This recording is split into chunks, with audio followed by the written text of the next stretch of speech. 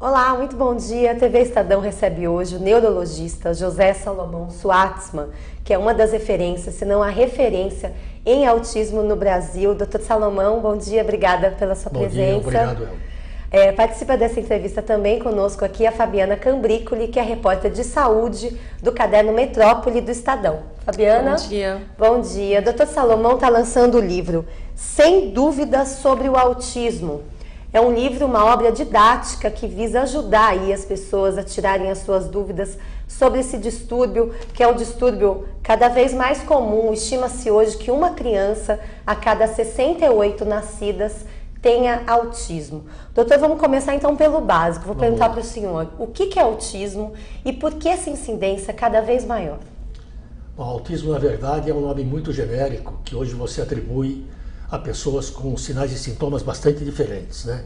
O que eles têm em comum, todos eles têm muita dificuldade na interação com o outro, são isolados, não se comunicam de forma adequada, ou seja, não falando e passando o resto da vida sem falar, ou falando, mas se comunicando de uma forma muito inadequada, e comportamentos restritos, repetitivos e não funcionais.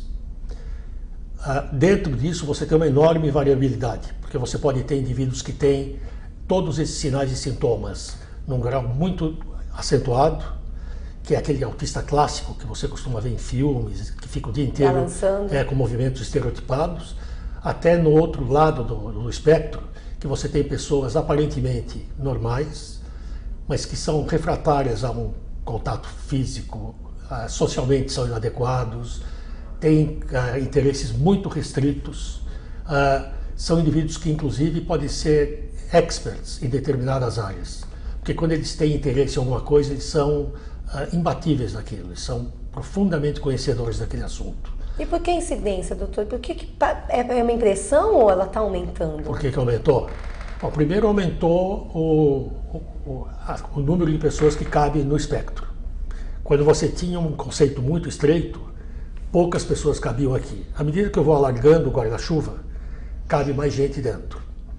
A segunda coisa que me parece que é muito importante é que cada vez mais a gente identifica fatores ambientais como causa ou pelo menos como gatilho para o autismo. Eu vou citar apenas algumas, né? Sabe-se hoje, por exemplo, que a obesidade materna, mulheres que engordam pesando mais de 80 a 90 quilos, ou que ganham mais de 18 ou 19 na gravidez, aumenta muito o risco de uma criança com autismo. Diabetes gestacional aumenta o risco. Idade materna, mulheres acima de 35 anos, aumenta o risco. Parentes próximos com autismo, aumenta o risco. Então, na verdade, se você imaginar que você vive hoje uma epidemia mundial de obesidade, que várias mulheres grávidas tomam determinados anticonvulsivantes e antidepressivos que podem causar autismo no feto, fica mais ou menos claro por que está aumentando tanto a identificação desses indivíduos. No seu livro o senhor fala também sobre a prematuridade, né, do bebê. Isso também está relacionado a um risco maior? Por quê? Também, a prematuridade extrema, que é aquela de crianças que nascem com menos de 1.500 gramas, se acompanha de o que a gente chama de uma morbidade muito alta. Então a mortalidade nesse grupo é de 30%, e dos que sobrevivem, 30% tem sequelas importantes, neurológicas, psiquiátricas, etc. Autismo faz parte dessa condição, porque na verdade o autismo você pode entender como sendo o resultado de um insulto cerebral num cérebro em desenvolvimento, que pode ser o da prematuridade, que pode ser a falta de oxigênio, que pode ser o álcool ingerido durante a gravidez, que pode ser o uso de determinadas drogas. O prematuro, pela própria condição da prematuridade, já tem um cérebro extremamente sensível, porque ele está vindo para um mundo para o qual ele não está preparado, né? Então ele está num ambiente que lhe é absolutamente inóspito. Agora, se a causa for genética, a mulher que vai querer engravidar, ela tem como identificar isso ou não? Não, ela não tem. Só tem quando? Porque você tem que distinguir o que a gente chama de autismo idiopático, que é o autismo que não tem outra condição associada. Só genética? Não, só autismo. Pegando. Com o autismo sindrômico, que é aquele que vem acompanhado de outras condições. Então tem uma série de condições, por exemplo, fenilcetonúria não tratada, esclerose tuberosa, uma série de infecções pré-natais que podem causar autismo. Tá? O que eu estava me perdendo no meio do caminho? Perguntei da questão genética, se a mãe Então, pode fazer um exame. Você pode identificar essas comorbidades, eventualmente. Mas você não pode dizer, olha, o seu filho vai ser autista. Agora, então, você corre o risco. O que eu vou dizer para você? Você tem um filho com autismo, idiopático, que não tem outra condição associada. O teu risco de vir a ter um novo filho com esse mesmo marido varia de 8% a 12%. Que para quem está do lado de cada mesa é pouco. Para quem está do lado de lá é um número assustador. É por isso que você encontra muitas famílias que, mesmo sem saber dos números, têm um filho e não querem ter outro, porque não querem correr o risco de mais um filho comprometido. Agora, doutor, vamos falar dos sinais de alerta, né? Que acho que é o serviço que a gente pode prestar aqui, que o livro do senhor também presta serviço. Como identificar, mesmo num bebê, que o senhor disse que mesmo num bebê é possível perceber alguma coisa? Que sinais são esses? Então, não há sinais típicos do autismo. Há sinais que mostram que aquela criança tem um comportamento atípico, não esperado para a idade. Entre as possíveis causas está o autismo, está a deficiência intelectual, está uma série de outras. O que você tem que estar atento? A minha opinião é que se você tiver um mínimo de atenção, um mínimo de conhecimento e um mínimo de sensibilidade, se o teu filho tem 1 ano de idade, não responde sistematicamente quando se chama pelo nome. Não faz tchau. Não aponta. Não bate palmas. Na hora do parabéns na festa, fica apavorado com aquele barulho. Fica extremamente ligado a tudo que é tela, sem se importar aparentemente com os outros. Não interage com as pessoas. Obviamente, isso é um sinal de que aquela criança tem algo que não é normal. Procure imediatamente um especialista. Fale com o seu pediatra. Teoricamente, o pediatra é o médico do desenvolvimento. Ninguém melhor do que ele teria condições para te dizer, olha, isso é uma variação do normal, ou isso é apenas uma questão de tempo, ou em caso de dúvida, procure um especialista. Mas o senhor acha que os pediatras estão preparados para ter essa visão sensível e técnica também, né? Unir as duas coisas, para dar um alerta desse tipo? A maioria no Brasil não. Infelizmente não. Por isso que a gente está se dirigindo muito nos últimos anos a capacitar pediatras. Então a gente já tem feito isso em Barueri, faço isso frequentemente aqui em São Paulo, porque na verdade você ter que recorrer a um especialista para levantar suspeita de autismo não tem sentido. Quer dizer, dificulta, né? O especialista está lá para eventualmente fazer diagnóstico diferencial, alguma coisa mais especializada. Mas é óbvio que o pediatra tem a responsabilidade dessa identificação. Então, em alguns países, hoje faz parte da rotina pediátrica você aplicar um teste que se chama MCHAT, que é um teste com algumas perguntas que você aplica em 3 ou 4 minutos, que levantam suspeita de. Então, quando você aplica o MCHAT, que pode ser aplicado pela mãe, pelo pai, por qualquer pessoa, e você tem sinais de risco, procure um especialista. O que mudou muito em termos de conduta? Antigamente a gente esperava até o 5º aniversário para dizer, não, o sujeito é autista e tem que começar o tratamento. Hoje, 1 ano e 6 meses, tem sinais suspeitos. O que a gente diz para a família? Não é possível fazer diagnóstico, mas ele tem sinais suspeitos. Começa o tratamento. Como é esse tratamento? Basicamente, são psicólogos comportamentais que utilizam algumas técnicas que têm uma exigência com relação à eficácia, que a gente sabe que tem eficácia, e que fazem um trabalho com a criança no sentido de tentar fazer com que comportamentos adequados emerjam e comportamentos inadequados desapareçam.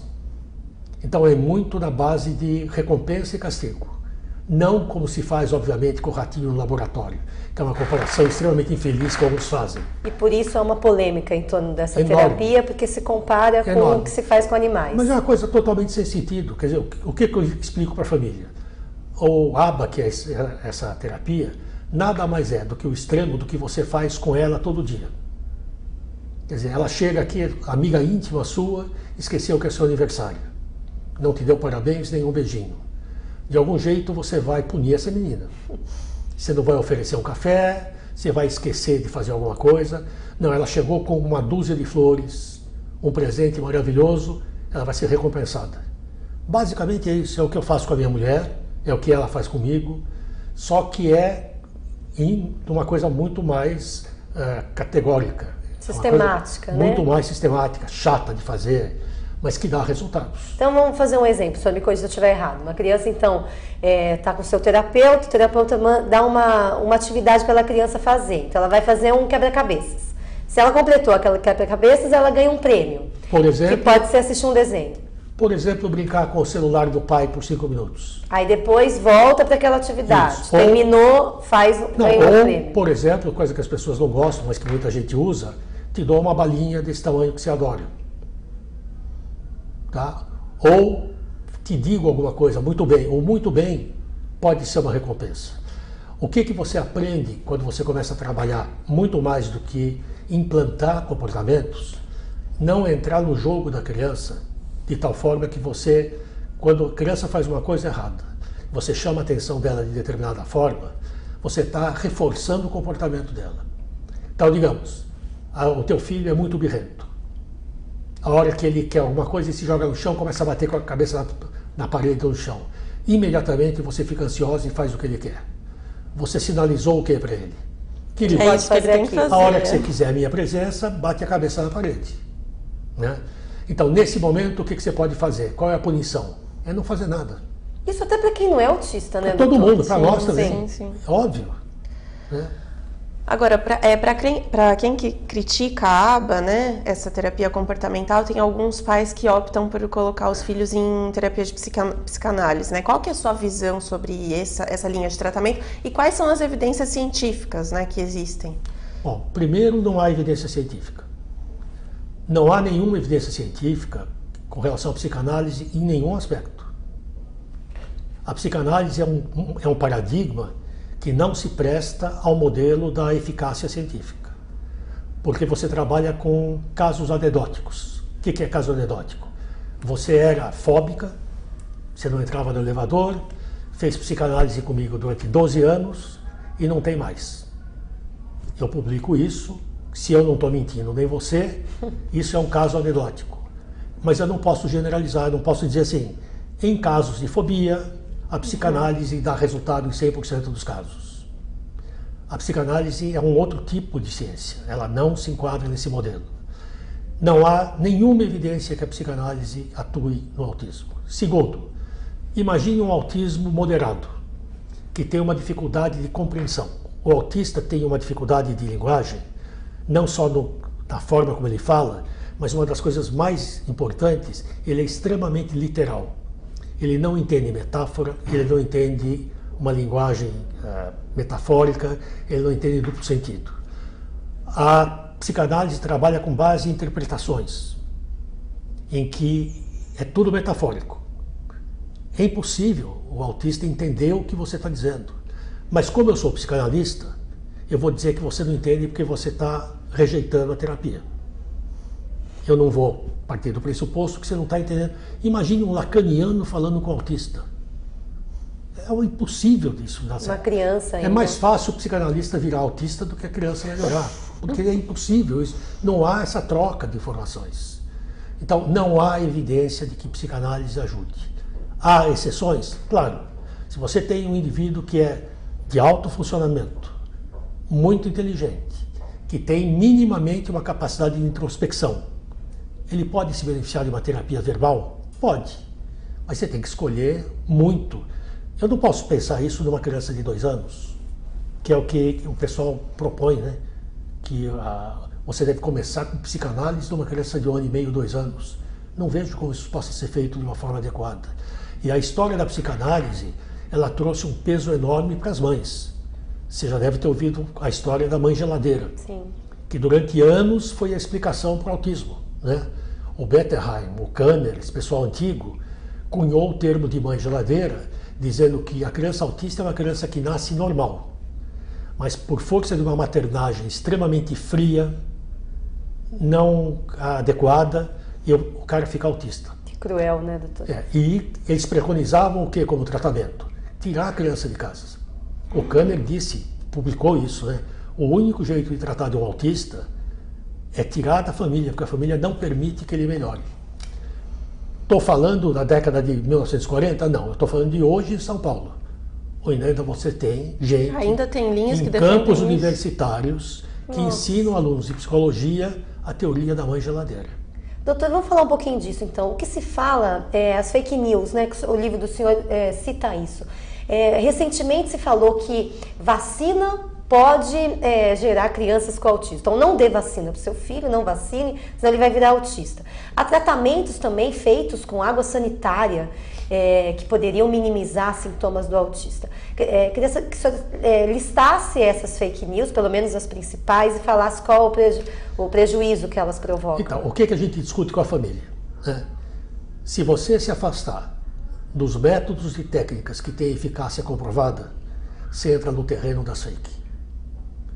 Dietas de glúten e de caseína para uma criança que não tem intolerância alimentar, mas que é autista, não vai adiantar absolutamente nada. O senhor considera essa uma fake news? Porque até livros disso, Sim. de dieta para autista sem tem um glúten. livro sobre causa do autismo, são fungos, são leveduras, que você trata com medicamentos que combatem leveduras. Uma mãe me mandou anteontem um e-mail, que é novidade até para mim, se é verdade que óleo de avestruz faz bem para o autista. Eu nem sabia que avestruz tinha óleo. E onde que as pessoas vão buscar essa história? É o desespero, né? Tem um tratamento que está sendo feito em São Paulo hoje, que é a aplicação de ozônio por via retal em autistas. Então, são coisas que fogem tanto do bom senso, que você só imagina que alguém siga isso pelo desespero de fazer pelo filho o que quer que seja feito. Só que você tem que lembrar essas pessoas que fazer demais pode ser tão ruim quanto não fazer nada.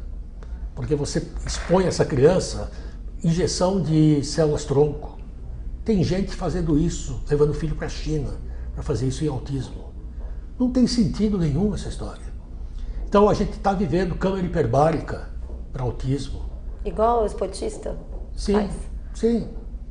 Não tem eficácia nenhuma e as pessoas continuam fazendo isso. O que tem eficácia é o tratamento à base de terapia comportamental. Isso há uma eficácia comprovada. Se você fizer um número de horas razoáveis. Qual é esse número? Para os americanos é 40 horas semanais. O dia inteiro a criança tem que fazer. Praticamente. No Brasil? O que a gente faz? Se você puder fazer de 6 a 10 horas semanais, provavelmente você está fazendo o suficiente. Qual é o problema das 40? É que você robotiza uma criança. Porque é o dia inteiro baseando-se na coisa da recompensa. Ninguém aguenta uma coisa dessa. E no Brasil ninguém tem dinheiro para fazer isso. Pois é, esse é um outro ponto, né? É muito caro essa terapia. Caríssimo. E não está disponível no SUS, né? Não está. Tem um CAPS em São Paulo, que eu não sei exatamente qual, que usa terapia comportamental, mas é como eu te disse, é uma vez por semana, durante 40 minutos. É muito pouco. Uhum. E sobre medicamentos, doutor? Existem medicamentos que amenizam os sintomas? E o que existe de estudo também nessa área? Então, você não tem medicamento para o autismo. Você tem medicamento para sintomas que o autista pode apresentar. Então, é muito comum que o autista tenha transtorno de déficit de atenção com hiperatividade.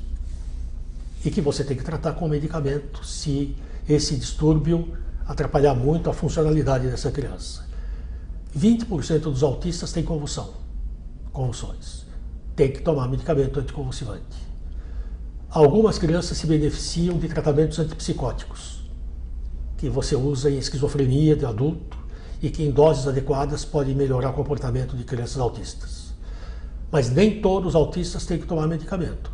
Só quando eles têm comportamentos que tornam muito difícil a convivência deles com a sociedade e mesmo nas terapias que ele faz. E você tem que ser muito parcimonioso, porque a gente não sabe com certeza o efeito de algumas dessas drogas no cérebro em desenvolvimento. Algumas são muito recentes.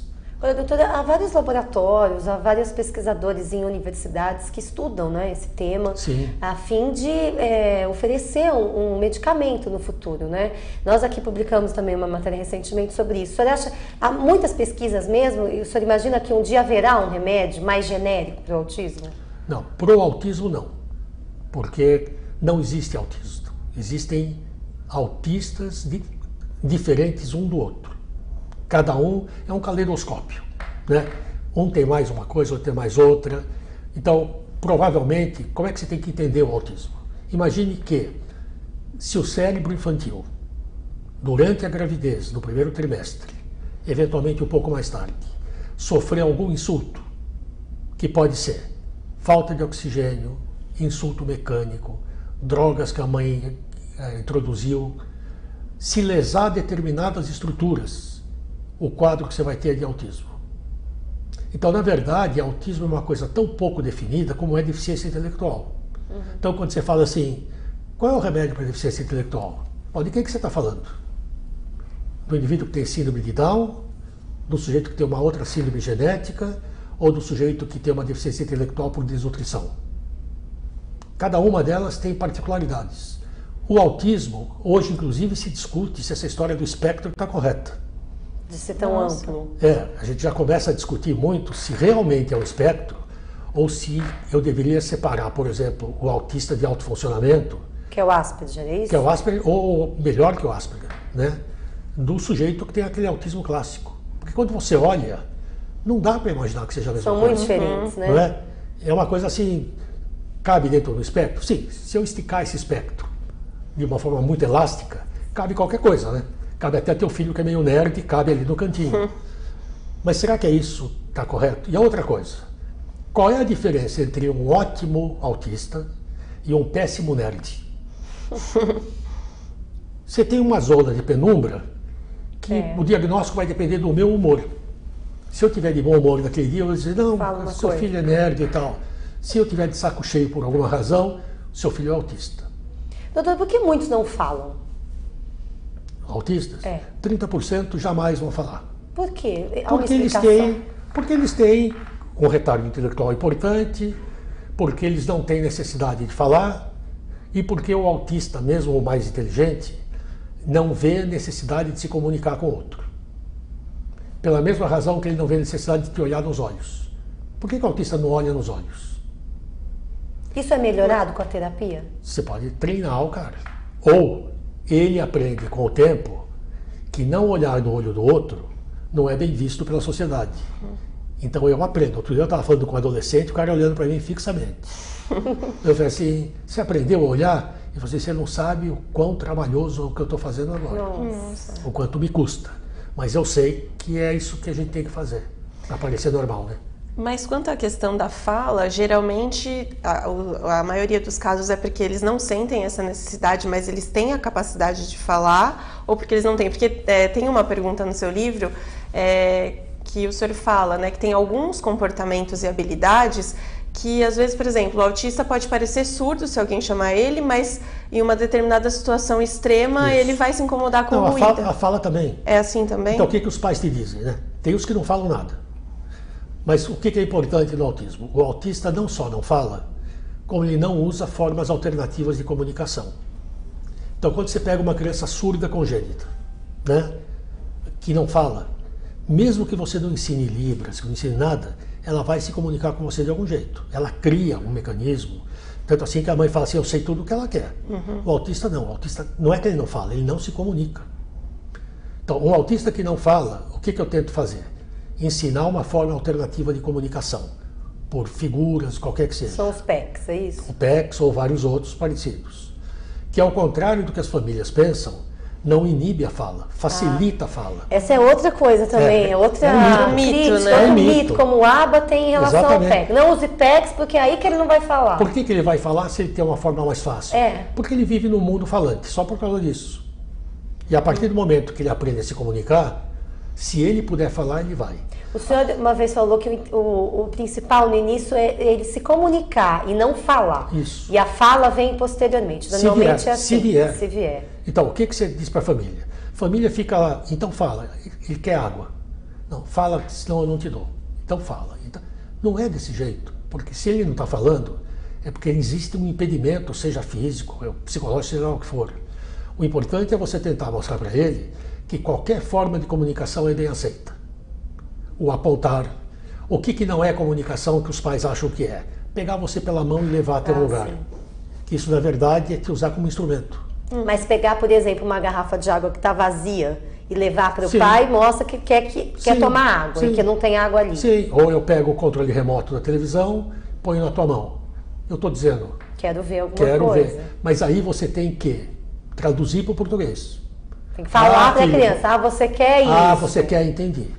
Entendi. Doutora, eu queria falar o nosso tempo está terminando, eu queria falar de um outro assunto importante, que é a inclusão das crianças autistas na rede regular de ensino, que hoje é lei, é obrigatório no Brasil, uma criança tem que estudar na escola regular, seja ela pública ou particular. A gente sabe que as escolas não estão preparadas, não vou nem fazer essa pergunta para o senhor, porque eu já sei a resposta, nem a pública, nem a particular. Agora, como evoluir nisso? Eu vi que o senhor tem alguns livros publicados que são bem bacanas, que são ilustrados para crianças, né? Quer dizer, para os colegas daquela criança que é autista, saber entender o colega que está ali na sala. Então, saber se ele não fala, por que ele não fala, né? Se ele brinca diferente com o carrinho. Isso talvez seja o mais importante. O que é o mais importante para o senhor na inclusão na escola? O importante, basicamente, eu não vou nem colocar minha opinião com respeito a essa inclusão que está sendo feita aqui agora. Eu acho que ela é controversa, tem vários pontos que deveriam ser rediscutidos. Mas se você quiser uma inclusão, minimamente eu tenho que preparar o ambiente em que essa criança vai estar antes da chegada dela. Isso pressupõe que o porteiro da escola, que o motorista da escola, que o cozinheiro da escola, que a professora saibam quem é o cara que vai chegar. Sabendo quem é o cara que vai chegar, me informar da melhor forma possível quem é esse indivíduo. Todo mundo teme o desconhecido. Se você põe uma criança que tem um comportamento totalmente diferente do habitual na classe de uma professora que não tem preparo, óbvio que não vai dar certo. Essa criança vai ser excluída dentro do programa da inclusão. Ele é diferente, ele não vai ser convidado para as festinhas, no recreio você pode filmar ele está no lado, isolado, ele não é convidado para jogar futebol. Então, incluir não significa deixa o seu filho entrar que eu cuido dele. Matricular, não significa matricular. Né? Isso é o menos importante. Então, incluir, e algumas escolas têm conseguido fazer isso, é eu me adaptar a ele, não imaginar que ele se adapte a mim. Isso significa o quê? Mudar a rotina de classe, mudar o material escolar, mudar a forma como eu faço a avaliação, mudar tudo. Né? Porque o que se faz muito hoje é, manda um menino e eu vou fazer com que ele se integre, mas não vou mudar basicamente a estrutura básica da escola. Impossível isso. Com exceção dos autistas de alto funcionamento, que podem ser o aluno ideal que você quer, porque tem uma memória prodigiosa, ele vai repetir tudo o que você falou. Se você for uma péssima professora, você vai achar maravilhoso isso. Ele escreveu exatamente o que eu falei ontem. Quer dizer, não é isso que a gente quer do aluno. Ele não aprendeu, né? Não aprendeu nada, decorou, né? Porque essa é a habilidade dele. Então eu acho que sim, o que tem que ser levado em conta? Você não pode discutir a inclusão do autista fazendo de conta que o grupo é homogêneo. Então assim, o Henrique pode ser incluído e o João pode. E o Zezinho pode. Depende da escola, depende do que você quer da escola, depende de um monte de coisas. Então a inclusão, não só do autista, mas do deficiente, de um modo geral, teria que ser discutida caso a caso. Ela não se resolve por uma lei. O autista hoje é um deficiente, segundo a lei? Segundo uma das últimas leis que a nossa presidenta publicou, sim. Só que na lei ela fez mais um erro, aliás, entre os vários que ela cometia em português, porque ela chama de espectro autista. Espectro autista é o Gasparzinho fantasminha que é autista. O termo é espectro, é o transtorno do espectro do autismo. Mas a lei brasileira está. E na lei não há distinção entre que tipo de autista a lei se refere. De tal modo que ela é vigente para todos, o que, na minha opinião, é inadequado. Você acha que devia ser para os mais severos? Não, devia ser caso a caso. Um indivíduo com autismo severo não tem o que fazer na escola regular. Não porque ele vai atrapalhar, porque ele vai perder tempo. Então teria que ter uma escola especial, claro. Que hoje a lei, não sei se não permite, mas não incentiva. Permite, mas são muito poucas. Permite, mas cada vez menos, porque por força da inclusão, as escolas especiais ficaram praticamente sem clientela. E elas vão fazer cada vez mais falta. porque boa parte dessas crianças que estão tentando se incluir estão voltando para trás. A opinião do senhor é mais vantajoso para uma criança ficar numa escola especial? Depende do grau de comprometimento. Qual é a minha visão? Que a melhor escola para uma criança é aquela que propicia o melhor ambiente pedagógico para ela, independentemente de qual escola é. É como na escola regular. Quer dizer, por que não há uma lei aqui dizendo que se toda criança com 7 anos tem que se matricular no Mackenzie? Porque cada escola atende a um tipo diferente de criança. Como é que você faz como mãe ou pai? Você tenta conhecer teu filho, tenta conhecer a escola, tenta uma ou outra, ver se dá certo ou não. Por que pai de criança especial tem que botar numa escola que a lei determina? Por que ele não tem o direito de escolher? Ou às vezes nem botar, né? Que é outra polêmica, mas agora é obrigatório ser matriculado a partir dos 4 anos, né? Então, mas o que se faz no Brasil? Que você sempre encontra uma forma de burlar a lei. Várias famílias matriculam a criança na escola, ela não vai, e estão fazendo um ensino tutoriado em casa, um ensino domiciliar. Tem crescido isso. Tem crescido muito, que no Brasil é proibido. Mesmo em quem não é autista, né? Em qualquer um. Pais que não acreditam que é uma no tendência sistema. forte nos Estados Unidos. Né? Pois é, quer dizer, de quem é o direito de decidir o futuro da criança? Até certo ponto são os pais. A não ser que você comece a infringir problemas relacionados à saúde, segurança, etc.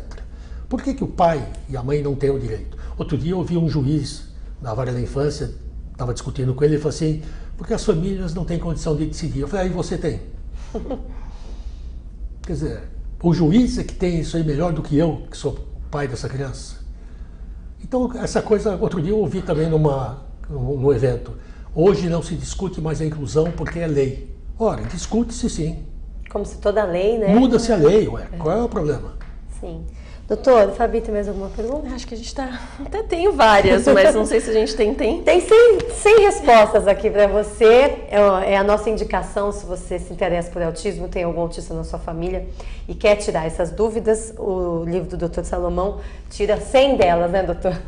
É um pouquinho das dúvidas que pouquinho. Agradeço muito a atenção do senhor conosco de vir aqui. Foi um prazer nosso. Fabiana, obrigada. Obrigada. Tchau para você. Valeu. Obrigada.